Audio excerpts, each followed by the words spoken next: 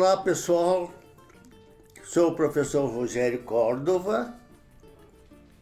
Vocês já me conhecem de outras gravações, possivelmente. O meu tema é a escola. Eu sou um professor aposentado, um professor que viveu 50 anos a vida da escola, como aluno, como professor da educação básica, como professor e pesquisador do ensino superior. Eu considero que neste momento eu quero fechar a minha pesquisa sobre a escola e compartilhar com vocês. Essa minha pesquisa sobre a escola tem em vista de conversar com vocês sobre por que os problemas da escola. O noticiário local, agora, hoje, 17 de junho de 2024, às 8 horas da manhã, o noticiário local, o Bom Dia DF, traz uma triste reportagem sobre a escola aqui no Distrito Federal. Os professores e professoras se queixando do estresse, do esgotamento, do fracasso, do insucesso escolar. Por que a escola precisa ser assim? Ou melhor, a escola precisa ser assim? Não. A escola não precisa ser assim. A escola pode ser outra. Pode ser diferente, como nós vamos ver. Infelizmente, e isso é importante, nossa fala de hoje, no Brasil, neste momento, contra a orientação, inclusive, do Ministério da Educação, até onde eu sei, em muitos estados, por conta de orientações passadas, teimam em estabelecer o que está sendo chamado de escola cívico-militar. Isso é uma tragédia. Isso é uma desgraça escolar. Em falas anteriores, eu dizia que a escola cívico-militar é uma cloroquina pedagógica. Hoje, no momento que nós estamos vivendo, há uma discussão sobre o problema de estupro e aborto. Está na ordem do dia. Então, eu diria e digo com firmeza que escola cívico-militar é um estupro pedagógico.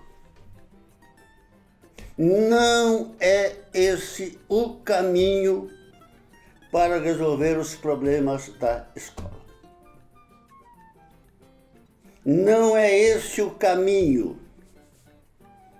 Os problemas da escola, nós vamos ver ao longo dos nossos encontros, decorrem de que se a escola não era cívico-militar, a escola sempre foi militar, clerical-militar, desde as suas origens, a partir, por exemplo, das concepções dos jesuítas,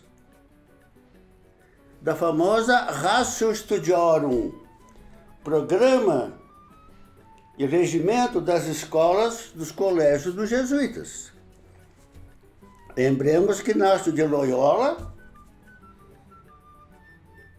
foi um militar, um oficial do exército espanhol, que se tornou sacerdote e criou uma congregação religiosa chamada Companhia de Jesus. Companhia tem o sentido de um destacamento militar para servir ao Papa, sob as ordens do Papa, e que se especializou no combate à reforma, liderando o movimento da Contra-Reforma. Isso se expressa, nós veremos oportunamente, na estruturação rigidamente autoritária e burocrática do sistema escolar. Há outras linhas que nós vamos explorar. Na verdade, esses problemas, os mesmos que os professores, os colegas hoje apresentavam no noticiário, foram levantados por volta de 1630, 1620, exatamente há 400 anos, por um grande educador, pensador da educação chamado Comênios. Comênios, que viveu entre 1591 e 92, 1670. Ele escreveu um grande tratado chamado Didática Magna, que nós vamos conhecer oportunamente no outro encontro. É um documento muito importante que nós precisamos analisar, porque ele é a matriz da escola tal como chegou até nós. Até hoje, essa escola de que os colegas estão aí se queixando. Qual era o problema? O problema é que as escolas ensinavam pouco, ensinavam mal, recorriam a pancadas, os professores se desgastavam além do necessário, os alunos não gostavam e abandonavam. Enfim, a escola não cumpria aquilo para que ela tinha sido imaginada por Lutero lá por volta de 1520, quando ele resolve então estimular os príncipes alemães a abrirem escolas. Voltaremos a isso. Então, a escola tem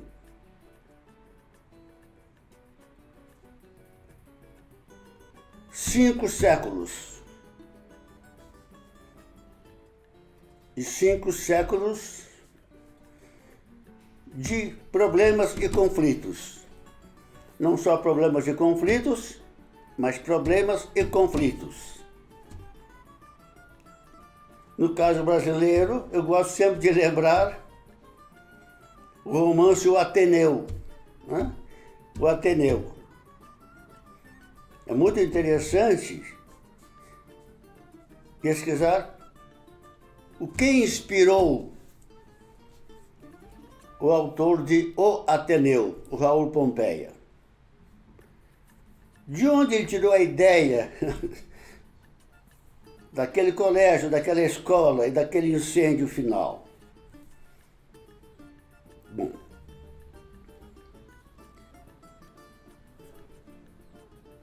no encontro passado, eu falava de outras formas de educação. No Brasil, nós temos todo o trabalho de Anísio Teixeira, um trabalho de Paulo Freire, um trabalho de Lauro de Oliveira Lima, para citar 3 nomes. Paulo Freire não foi propriamente na escola, ele trabalhou com educação de adultos. Mas Anísio e Lauro Oliveira Lima trabalharam na escola. E agora, nós tomamos conhecimento do trabalho que vem sendo divulgado pelo professor José Pacheco, com base na sua experiência e de seus colegas na Escola da Ponte, em Portugal. Essa é uma história longa. Por que existem esses dois modelos? E eu perguntava no encontro passado, por que esses bons modelos não são um modelo padrão?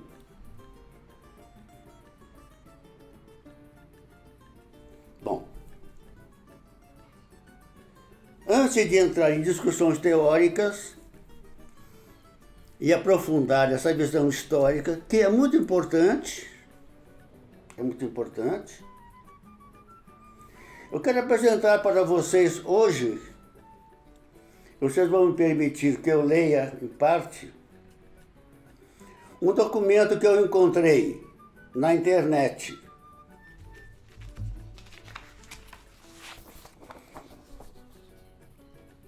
É esse documento aqui, em francês.